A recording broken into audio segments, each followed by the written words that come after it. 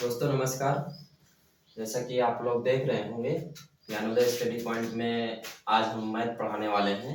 Math में वो भी क्लास 9th की math, class 9th NCERT math में जो चैप्टर है लेसन 13 उसका चैप्टर है पृष्ठीय क्षेत्रफल और आयतन।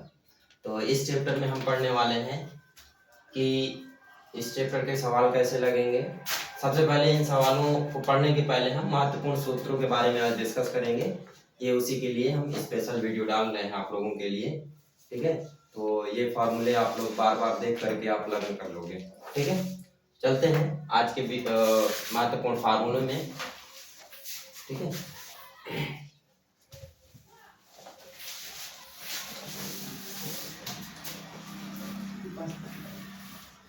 लिखे हैं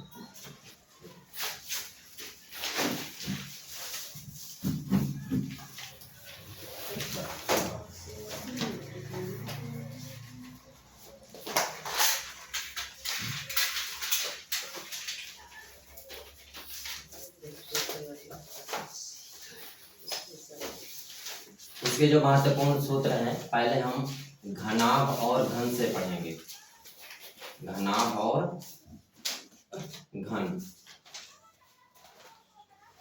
घनाभ और घन क्या होते हैं, इनके चित्र बना करके पहले हम समझेंगे, फिर इनके सूत्र हम पढ़ेंगे। तो दो अभी चीजें ली हमने, घनाभ और घन, दोनों को हम डिवाइड कर लेते हैं। चित्र बनाना जरूर सीखना है।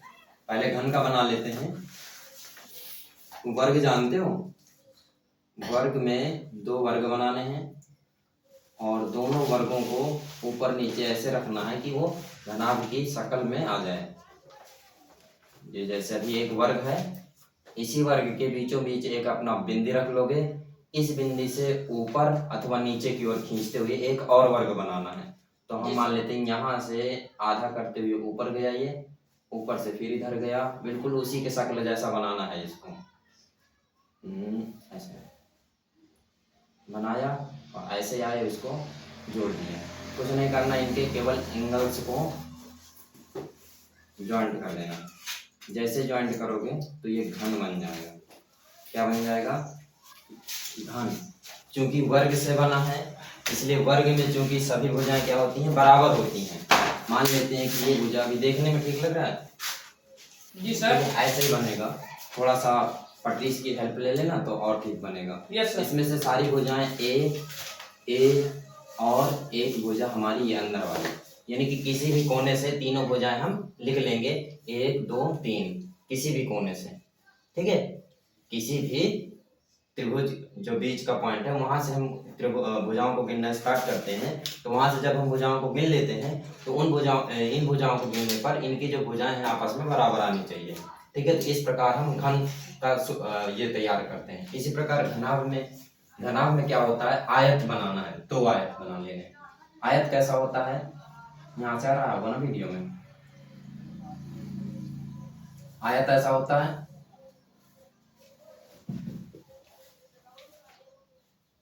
बनाते जानो, बनाते जाओ।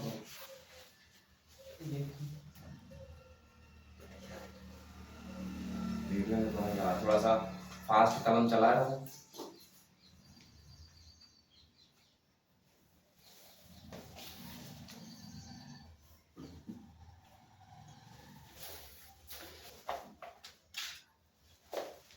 और क्योंकि आयत से मिलकर के बना हुआ है, आयत में 3 भुजाएं होती हैं, ठीक है। आयत में भी 3 भुजाएं होती हैं, लंबाई, चौड़ाई और ऊंचाई। तो ये लंबाई हो गई उसकी, लंबाई को हम L से लिख देते हैं। चौड़ाई हो गई, ये चौड़ाई को B से लिखते हैं। और ऊंचाई हो गई, ऊंचाई के लिए हम H से, ऊपर के लिए ऊंचाई होती है ये, ठीक है। ऊंचाई के लिए हम किसका प्रयोग कर लेंगे, H का। इस प्रकार हम L B H यहाँ से प्राप्त कर लेते हैं, हाइट। अब आते हैं इनके फार्मूलों में। थोड़ा घनाभ कैसे बनाया बताएंगे? घनाभ वर्ग, दो वर्ग बनाने हैं। नहीं, घनाभ ये इस तरफ वाला आयत बना करके। हाँ। आयत जैसे ही ऐसे बनता है, ये आयत, और आयत बनाने के बाद इसमें एक और आयत ऊपर से खींच देना है। इनके पॉइंट मिला लेना है, ऐसे तुरंत बन जाएगा आयत, ठीक है।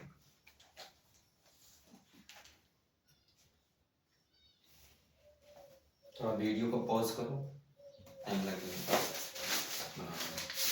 पॉज करना बंद। तो देखते हैं घन। घन में हम जानते हैं कि घन की 3 भुजाएं होती हैं मुख्यतः, और तीनों भुजाएं आपस में बराबर होती हैं।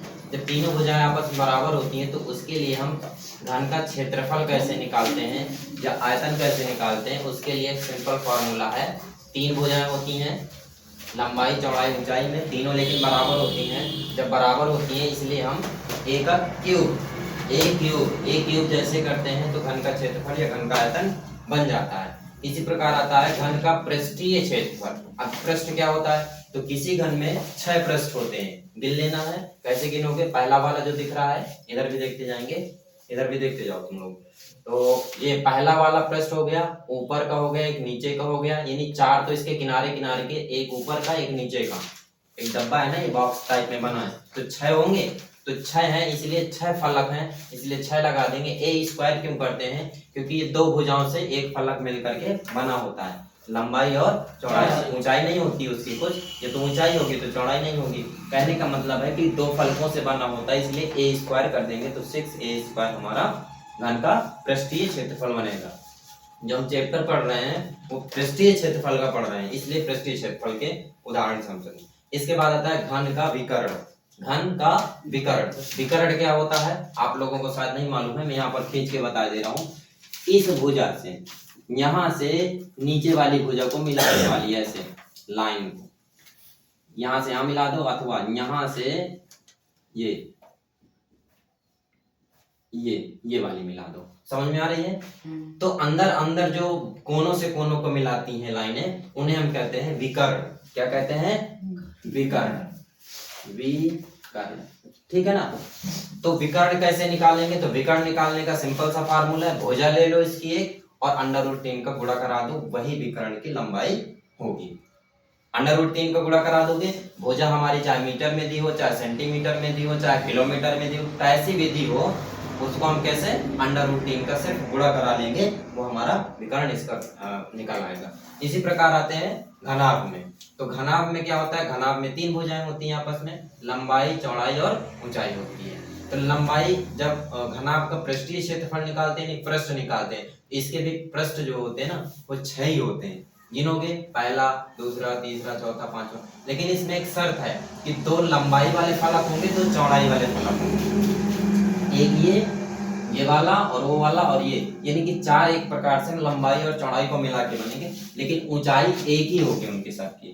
ऊंचाई क्या होगी? एक ही होगी। जब ऊंचाई एक होगी तो उसके लिए फॉर्मूला हम 2 लंबाई प्लस चौड़ाई जोड़ देंगे और ऊंचाई का गुणा करा देंगे। जैसे ऊंचाई का गुणा कराते हैं तो इसका पृष्ठीय क्षेत्रफल यानी पृष्ठ के क्षेत्रफल की गणना हमारी घनाभ की हो जाती है।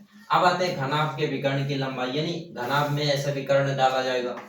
यहाँ से हम ऐसे डॉट डॉट करके दिखा सकते हैं कि ये देखो, एक ये विकर्ण हुआ और एक यहाँ से विकर्ण गया इसके लिए, ठीक है। तो यहाँ पर मिल रहे हैं ना, तो मिलने का नहीं हम देखेंगे, विकर्ण देखेंगे। तो इसमें जो है ऐसे ऐसे जो लाइन गई है ये कहलाती है विकर्ण। क्या कहलाती हैं? विकर्ण कहलाती हैं।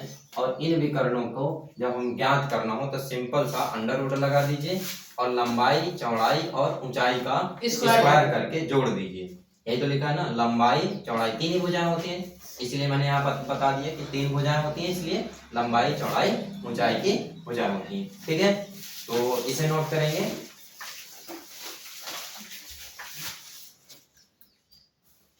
आगे हम देखते हैं घनाभ का आयतन। तो घनाभ के आयतन में हम जानते हैं आयतन अंदर का भाग होता है, और अंदर के भाग में हम 3 भुजाएं हैं चूंकि, तो अंदर के भाग में घनाभ जो होता है वो अंदर का भाग होता है, और अंदर के भाग में हम 3 भुजाएं होती हैं चूंकि, तो तीनों भुजाओं का जब हम कैलकुलेशन करते हैं तो घनाभ का आयतन बराबर होता है LBH, लंबाई गुणे चौड़ाई गुणे ऊंचाई। अब हम कुछ देखते हैं विमाएं। विमाएं ये काम में आएंगी जब कभी सेंटीमीटर में दी होगी भुजा, उसको हमें बदलनी होगी मिलीमीटर में, अथवा मिलीमीटर में दी होगी तो सेंटीमीटर में बदलना है। कुछ भी दे सकता है, इधर की वैल्यू दे सकता है, हमें इधर का चेंज करना है, या इधर का दे सकता है तो इधर चेंज करना है, तो ये हेल्प करेंगी। इन्हें हम कहते हैं मात्रक या विमाएं, ठीक है।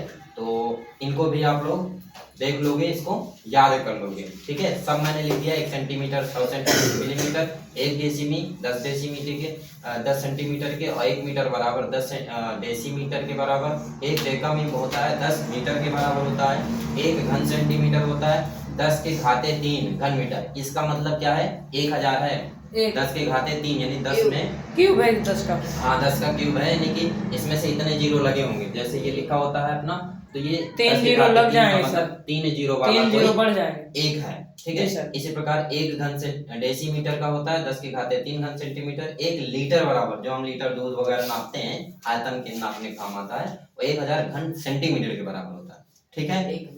तो आप लोग नोट कर लेंगे। अब आते हैं बेलन में। बेलन में हम देखते हैं, बेलन का वो चित्र बना है। बेलन में 2 चीजें पाई जाती हैं मुख्यतः। पहली होती है ऊंचाई या लंबाई, उसी को बोल सकते हैं, हाइट है या एक्साइट, और एक होती है त्रिज्या। क्या होती है, त्रिज्या होती है। तो बेलन होता है, ऐसा ही होता है, इसमें से 2 हल्ले टाइप में बना होता है ऐसे करके। इसमें हम जब निकालते हैं पृष्ठीय क्षेत्रफल, क्या निकालते हैं, पृष्ठीय क्षेत्रफल। तो पृष्ठीय क्षेत्रफल में हम जानते हैं कि 2 पाई आर एच लिखते हैं। क्या लिखते हैं, 2 पाई आर एच। संपूर्ण पृष्ठ में क्या लिखेंगे, 2 पाई आर एच प्लस आर लिखेंगे। आयतन में क्या होगा, पाई आर स्क्वायर एच। आप लोग ऐसे बोल बोल के इनको पढ़ोगे, याद कर लोगे। इसको समझना है जिसको, तो समझने के लिए मैं समझा दे रहा हूँ ये ऐसे क्यों निकाल रहे हैं, ठीक है। यहाँ पर देखते हैं, ये जो होता है ये त्रिज्या होती है। ये रिंग बना है, एक वृत्त बना है ऊपर, और नीचे भी एक वृत्त बना, तो वृत्त में क्या पाई जाती है, त्रिज्या। ये हाइट है। त्रिज्या और हाइट के दोनों को क्या कर देते हैं, गुणा करा देते हैं, अगर पृष्ठीय क्षेत्रफल निकालना है। देखो गुणा है यहाँ पर से, लेकिन यहाँ पर 2 बार गुणा कराना है। कितनी बार, 2 बार, क्योंकि 2 यहाँ पर से, एक यहाँ पर वृत्त बन रहा है, एक ऊपर बन रहा है, इसलिए 2 बार हमें गुणा कराना पड़ रहा है। और पाई इसलिए लेते हैं जहां पर तुमको गोला वाली चीजें दिखाई देंगी, वृत्ताकार चीजें दिखाई देंगी, वहां पर हम पाई रखना अनिवार्य मानते हैं। साइंटिस्टों ने पाई रखा है। पाई का एक मान होता है 22/7, वो 1 3 दशमलव करके होता है, इसी में अभी रखने के लिए हम बताएंगे। तो ये जहां पर, ये समझ सकते हैं, जहां पर वृत्ताकार चीजें हो वहां पर हम पाई की वैल्यू या पाई को रखते हैं। अब आते हैं संपूर्ण पृष्ठ में। संपूर्ण पृष्ठ में क्या होता है, संपूर्ण मैंने कि पूरा पृष्ठ इसका। अभी तक हमने क्या निकाले, केवल पृष्ठीय क्षेत्रफल, इनके नीचे नहीं निकाले। अब इसका पूरा पूरा निकालना, तो पूरा पूरा निकालने के लिए 2 पाई आर एच, यानी कि पाई रखेंगे, आर क्योंकि ऊपर है, नीचे है, 2 आर है, और ऊंचाई भी 1 है और आर 2 है, इसलिए 2 आर लेते हुए 1 ऊंचाई लेते हुए 2 पाई अपने आप से लिख लेंगे। इस प्रकार हमारा ये फार्मूला इसका संपूर्ण पृष्ठ का बनेगा। आयतन में क्या होता है, आयतन में हमारा पाई आर स्क्वायर एच होता है। आर हमेशा 2 ही लेंगे, ये ध्यान देना। इसमें कितना, 2 आर लेना, ऊंचाई 1 ही है तो 1 ले लेना। इस प्रकार हमारा शंकु है। शंकु ऐसा बनता है टोपी जैसे, जोकर की टोपी जैसे।